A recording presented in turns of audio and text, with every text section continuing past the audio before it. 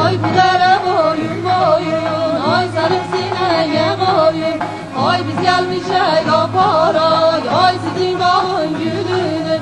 Ay hatalar. İran adlanan ölkədə İnqilab News adlı web saytının Qaşqay türklərini təhqir etməsi etirazlara səbəb olub.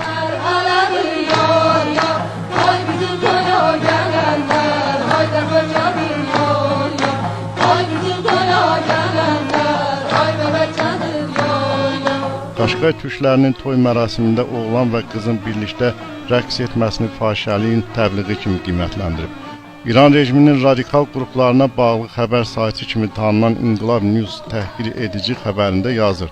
Toy şəkillərində görünən əsas məsələ qadınların kişilərlə qarışıq rəqsi, intizamsızlıq, fahişəlik və s. və ilaxırdır. Sayt yazır ki, onlar İran və İslam mədəniyyəti adı altında Qərbin pozğun ənənələrini yayır.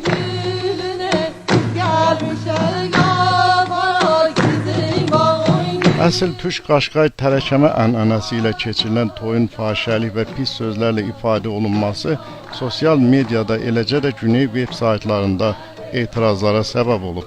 Sərt etirazlarla üzləşən İnqilab News bu xəbəri veb səhifədən çıxardıb və Qaşqay türklərindən üzr istəyib. Lakin İnqilab News'un geri addımına baxmayaraq, məsələdən narahat olan Qaşqay türkləri Facebook sosial şəbəkəsində elan ediblər ki, Qaşqay elinin şərəf və qeyrətini təhqir edən veb saytı məhkəməyə verəcəklər.